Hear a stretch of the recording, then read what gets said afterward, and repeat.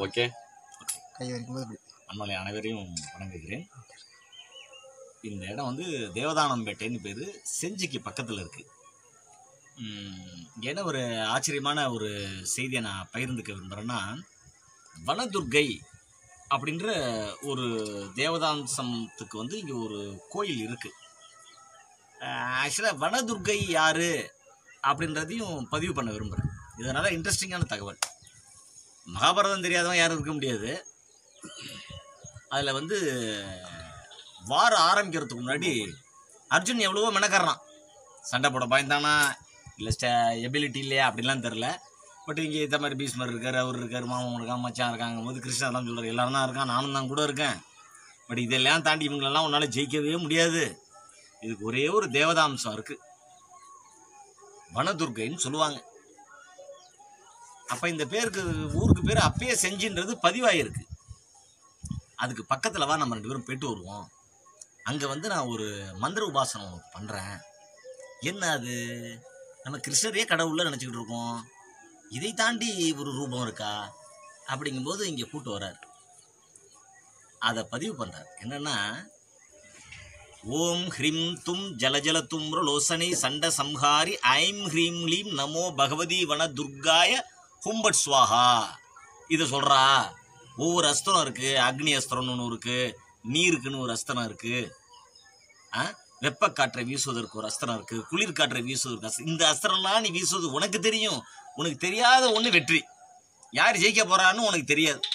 ஆகையால் ஒவ்வொரு அஸ்திரம் எய்துவதற்கு முன் இந்த மந்திரத்தை மனசுக்குள்ளே பதிவு பண்ணு அடி அப்படிறாங்க. அந்த வனதுர்கை அம்மனுக்கு தான் இங்கே கோயில் இருக்குது. திருப்பி சொல்கிறேன். ஓம் ஹ்ரீம் தும் ஜலஜல தும் லோசனை சண்ட சம்ஹாரி ஐம் ஹ்ரீம் லீம் நமோ பகவதி வனதுர்காய ஹும்பட் ஸ்வாகா. இது யார் சொல்கிறாருன்னா, அர்ஜுனனுக்கு யுத்தத்தை முன்னிட்டு மகாகிருஷ்ணர் சொன்னதாக ஐதீகம். மகாபாரதத்தில் நிறைய இடங்களிலே இது வருகிறது. இன்னொன்று வந்து பார்த்தீங்கன்னா, இது வள்ளலாரோட நெருங்கிய தொடர்புடையது. பாக்கம், இதுக்கு பக்கத்தில் தான் பாக்கம்ன்ற மலை.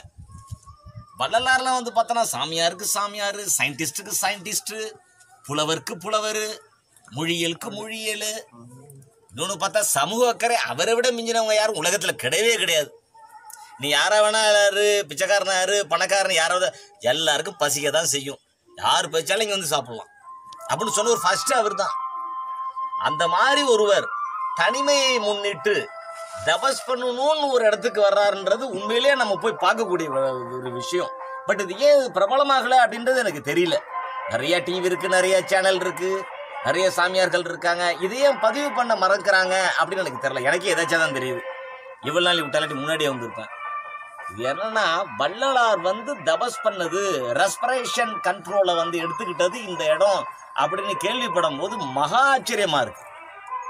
அது வாய்ப்பு உங்களுக்கு கிடைத்தால், உங்கள் தலையெழுத்து ஒரு நல்ல தலையெழுத்தாக இருக்கும் பட்சத்தில் மற்றவங்களுக்கு சர்வீஸ் பண்ணணும்னு நினைக்கக்கூடியவர்கள் மட்டும்தான் இங்கே வர முடியும். அங்கே போனால் புதையல் கதையில் கிடைக்குமா, இதை பாறைக்கரை ஊருக்குனா உள்ளுக்குள்ளேருந்து ஏதாவது கிடைக்குமா, மானுக்குன்னு அடிச்சு சாப்பிட்லாமா, உடும்பு கறி கிடைக்குமானாலும் இங்கே வர முடியும். வந்து ரெஸ்பிரேஷன் கண்ட்ரோல் இங்கே வந்தால் ஆஹா, சொர்க்கத்துக்கு போக வேண்டிய அவசியமே இல்லை. இதுதான் இங்கே சொர்க்கம். நீங்கள் என்னென்ன ஹெர்பலை மனசுக்குள்ளே தேடிட்டு வரீங்களோ அத்தனை இங்கே இருக்கு. வள்ளலார் வந்து கரெக்டு தான்டா, சரியான இடத்துக்கு தான் வந்திருக்கிறாரு அப்படி நினச்சோம். உங்களுக்கும் ஒரு வேளை வாய்ப்பு கிடைச்சா நீங்களும் ஒரு முறை வாங்க. வந்த பிறகு உங்களுக்கு கிடைக்கும். நீங்களும் எங்கேயாவது பேட்டி கொடுக்கணும்னு யோசிப்பீங்க. God bless you. நீங்கள் வர்றதுக்கு என்னுடைய ஆசீர்வாதம். God bless you. God bless you. God bless you.